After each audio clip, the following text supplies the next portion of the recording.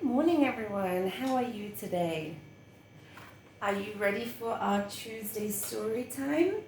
And we have Mr. Bear here with us today, and he's going to help us read some of the story.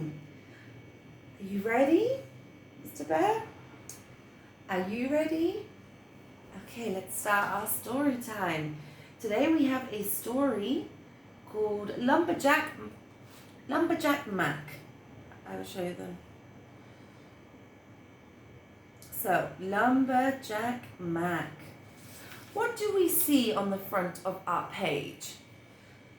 What do we see on the cover page? Let's see, Mr. Bear, you want to come and help? We see a deer, a bird, rabbits. We can see sort of like it's called a replace. We have birds, rabbits, and we have a man. And what clothes does he have on? He kind of has farming clothes. So he has, let's see the colours of his clothes. What colours are they? Oh, Mr. Bear said blue, red, and brown. Good. Okay, so let's see what the story is about. Are you excited? So I'm going to ask you a question is, by seeing this front page, what do you think the story is about? Animals, it could be about a man. So, Lumberjack Mac by Eric Stone.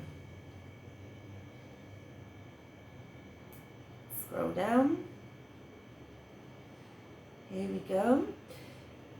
Not so long ago, in a village very close to here was a forest filled with birds, raccoons, and deers. So we have deers, birds, and raccoons.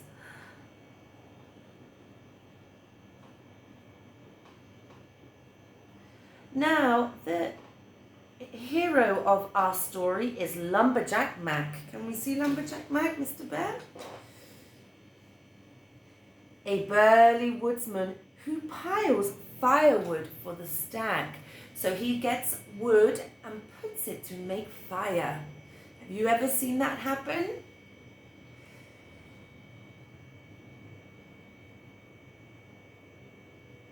Now, Old Man Winter blew in. It was a very cold breeze. If I don't do something, Mac declared, I swear I will freeze. It was beginning to be cold. Can you see? What type of weather is it when it's cold? It can be windy, it can be rainy, it can be frozen, the air can be frozen, it can be snowy. So he needs to heat himself up like Mr. Bear in his sweater. So he grabbed his axe. 1 swing, 2 swing, 3 swing, and down fell a mighty tree. Excellent, Mac cried. Oh yes, very good. This winter I will not run out of firewood. The next day came and brought a terrible icy storm.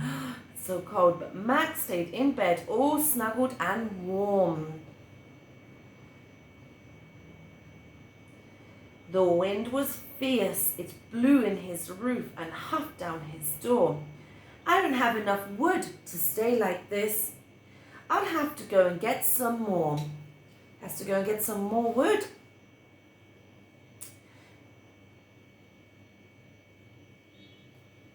Axe in hand, Mac took his axe and went to the tree, and he said 1, 2, 3, and down fell some more mighty trees. Can you see?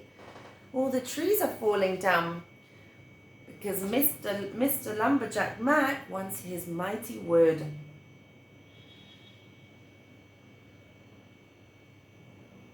The next spring came. It was time for the village feast. I need wood to build tables and chairs, but I'm down to my last piece. Oh no, what would you do, Mr. Bear? So he is down to his last piece of wood. trusty axe in town. Max took swing after swing, day after day. Can you see how many trees he's cut down? But not long before all the trees had been cleared away. You fool! All the forest animals became to be so angry. You should have planted new trees to replace the ones you have cleared. I know what to do, Max shouted as he ran into town. There he bought saplings to plant in the ground. The animal cheers turned to happy cheers as the forest grew and grew, and Lumberjack Mac was thrilled he did the right thing too. So today, the village that is very near to here, there's still a forest filled with birds, raccoons and deers.